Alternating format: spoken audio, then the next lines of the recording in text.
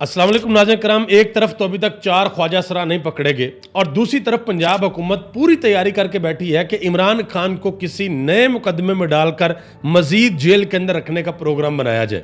इस पर तहरीक इंसाफ ने बड़ा सख्त जवाब दिया है। रऊफ हसन ने बताया है कि वो जो 4 ख्वाजा सरा थे उनका मामला क्या होने वाला है।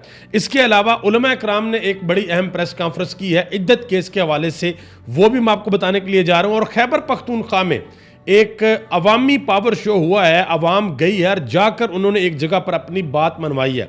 और अली अमीन गंडापुर ने एक अहम तरीन बयान जारी किया है। आपको पता है कि SIFC की मीटिंग थी, पहले तो ये खबरें थी कि उनको बुलाया नहीं गया, लेकिन वो गए और जाने के बाद उन्होंने मीडिया को एक बड़ा अहम पैगाम भी दिया है, वो भी आपके सामने रखने के लिए जा रहा हूँ। सबसे पहले आपको ये बताऊँ कि रऊफ हसन के ऊपर आपको पता है कि 4 ख्वाजा सराओं ने किया था और उनको अच्छा खासा जख्म आया था उनके चेहरे के ऊपर, वो अभी तक नहीं पकड़े गए। हमारे इस्लामाबाद की पुलिस, आप यकीन करें कि ये वो इलाका है कि जहां पर बड़ी अहम शख्सियात घूमती फिरती हैं, लेकिन रऊफ हसन के ऊपर किन ख्वाजा सराओं ने किया वो अभी तक पुलिस के सामने नहीं आ सकी, यानी कि पुलिस उनको पकड़ने में अभी तक नाकाम है। तो रऊफ हसन ने इसके ऊपर कहा कि 3-4 दिन हो गए हैं, किसी बंदे ने मुझसे रब्ता नहीं किया, क्या सिर्फ बयानबाजी हो रही है? मेरा यकीन कामल है कि तमाम शवाहद रद्दी की टोकरी में डाल दिए जाएंगे और उनको नहीं पकड़ा जाएगा।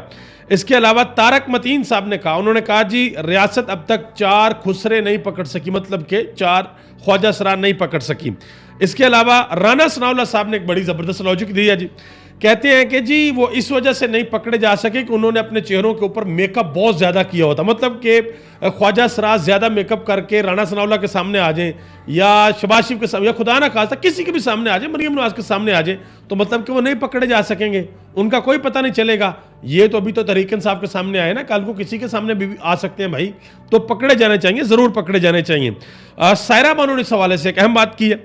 उन्होंने कहा जी रऊफ हसन पर हमला करने वाले जो ख्वाजा सरा थे वो दियोसाई के गारों से आए थे, जिन्होंने इस मौसम में भी बूट और चादर ओढ़ रखी थी, उन्होंने बताया। और जो पंजाब हुकूमत भी पूरी कोशिश कर रही है और बिल्कुल तैयारियां मुकम्मल है कि इमरान खान साहब ना अभी तक डरे हैं, ना झुके हैं, ना वो बिके हैं, पीछे नहीं हट रहे, किसी किस्म की लचक नहीं दिखा रहे। तो अब उनको अदालतों से रिलीफ मिलना भी शुरू हो गया। तो कोई सिस्टम बनाया जाए कि इमरान खान साहब मजीद जेल के अंदर रहें, वो बाहर ना निकलें, क्योंकि जिस दिन वो बाहर निकल गया, वो एंकर इमरान रियाज खान ने बड़ी ज़बरदस्त बात की थी कि जिस दिन इमरान खान का कदम अडयाला जेल से बाहर होगा उस दिन उसके हाथ में पाकिस्तान की सियासत होगी। तो पंजाब हुकूमत ये चाहती है कि ज़्यादा देर तक इमरान खान अंदर ही रहे। तो शौकत बसरा ने एक बड़ा अहम जवाब दिया है उस्मा बुखारी साहबा को। उन्होंने कहा, जवाब सख्त है लेकिन जो भी हम आपके सामने रखने लगा हूं। उन्होंने कहा कि जनरल रानी की नौकरानी और रेमंड डेविस के वकील की बेटी उस्मा बुखारी अपनी औकात में रहे। इमरान खान को मजीद जाली मुकदमात से धमकाने की शक्ल और अकल नहीं है। तेरी जाली वजीर आला की जात दी कोड़ किरलियां ते छतीरा नु जप्पे, ये उन्होंने एक पंजाबी का मुहावरा यहां पर इस्तेमाल किया। तो ये इस तरीके से उन्होंने जवाब दिया कि इमरान खान के ऊपर आप लोग हाथ डालने का सोचिएगा भी मत कि किसी और मुकदमे में इमरान खान को अंदर रखेंगे। आगे आ जाए जी, अली अमीन गंडापुर के हवाले से एक बड़ी अहम खबर है। उन्होंने कहा कि 15 दिन के बाद बताऊंगा कि सूबा किसका है, बटन किसके हाथ है और बिजली किसकी है, ये उन्होंने बात की है। उन्होंने कहा कि अगर अगले 10 दिन के अंदर अंदर खैबर पख्तूनख्वा का चीफ सेक्रेटरी और IG पंजाब ना तब्दील किया गया तो हम फिर प्लान B पर अमल करेंगे, ये ज़राए दावा कर रहे हैं। उन्होंने कहा कि 2 बंदे अगर ना तब्दील किए गए, एक IG तब्दील ना किया गया और दूसरा चीफ सेक्रेटरी तब्दील ना किया गया, तो फिर हम प्लान B के ऊपर अमल करने के लिए जा रहे हैं। और एक और बड़ी अहम डेवलपमेंट हुई है, खैबर पख्तूनख्वा के अंदर लोड शेडिंग बहुत ज़्यादा हो रही थी, तो बहुत से लोग निकले और जाकर वो ग्रिड स्टेशन के सामने पहुंच गए। एक MP हैं, वो तो अंदर भी चले गए और उन्होंने आकर कहा कि भाई वो मैं बटन ऑन करके आया हूं और अब ये हमारे हाथ में है, हम देखेंगे हमें बिजली किस तरीके से नहीं मिलती। तो इस तरह के हालात बने हुए हैं। आगे आ जाए जी, अली अमीन गंडापुर ने शिरकत की है SIFC मीटिंग के अंदर। पहले ये कहा जा रहा था कि जी उनको दावत नहीं मिली, लेकिन बाद में कहा गया नहीं भाई दावत मिली है। तो वो आए हैं और उन्होंने कहा जी मेरी 2 मरतबा आर्मी चीफ से मुलाकात हुई है। और साफियों ने सवाल पूछा कि मुलाकात तो आपकी हो गई है, तो क्या इमरान खान के बारे में कोई बातचीत हुई है? तो उन्होंने कहा जी बातचीत हो रही है, लेकिन यहाँ पर बात करना मुनासिब नहीं था, मेरे पास और भी जरिए हैं बात करने के, तो जो बात हो रही है तो मुझे यहाँ पर करने की ज़रूरत नहीं है।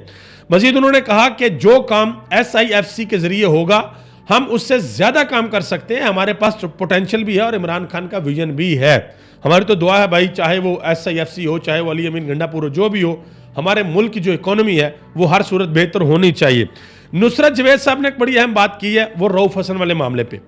उन्होंने कहा जी रऊफ हसन पर हमले के बाद 15 मिनट के अंदर पूरी फुटेज सोशल मीडिया के ऊपर आ गई, लेकिन अभी तक कोई पकड़ा नहीं गया कि वो लोग कौन है।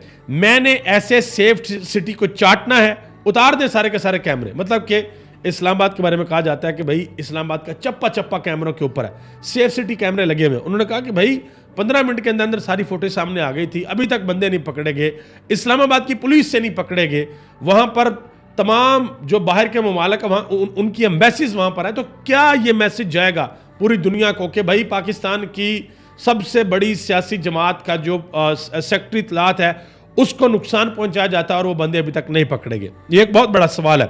आगे आ जाए जी, एक बड़ी डेवलपमेंट हुई है। डिफरेंट मकातब फिक्र के उलमा कराम बैठे हैं, उन्होंने एक बड़ी अहम प्रेस कॉन्फ्रेंस की है। इद्दत केस के हवाले से उन्होंने एक अलामिया जारी किया है। अलामा राजा नासिर अब्बास जाफरी, जिनका तल्लक पाकिस्तान तहरीक इंसाफ से है, वो भी मौजूद थे, और इसके अलावा नूरुल हक कादरी साहब भी मौजूद थे, दूसरे उलमा कराम भी मौजूद थे। तो उन्होंने कहा कि हमारे यहाँ कहा जाता है कि माँ बहन बेटी सांझी होती है। ये केस यानी कि इद्दत का केस करवाने वाले अपनी माँ बहन बेटी के बारे में कभी ऐसा नहीं कर सकते। गैरतमंद लोग मुखालफिन की औरतों ख़वातीन के पीछे नहीं जाते। इंसानी गैरत भी मना करती है, जो गैरतमंद हो वो ये काम नहीं करते। और ये पहली दफ़ा सारे के सारे उलमा कराम बैठे हैं और उन्होंने ये अलामिया जारी किया है। उन्होंने ये भी कहा कि हदूद इलाही का जहाँ तल्लक है वहाँ कदम ना रखो।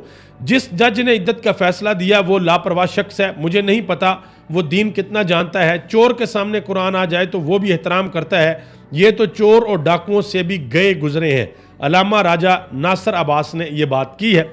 आप सबका बहुत बहुत शुक्रिया। पाकिस्तान जिंदाबाद, पाकिस्तान के अवाम और पाकिस्तान के इदारे पाइंदाबाद।